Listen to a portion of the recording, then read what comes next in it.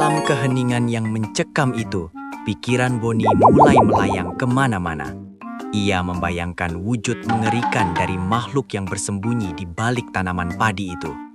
Di dalam kepalanya terbentuk sosok monster lumpur raksasa dengan gigi bertaring, mata merah yang melotot tajam, dan tentakel yang terbuat dari akar-akar busuk yang siap menjerat mangsanya.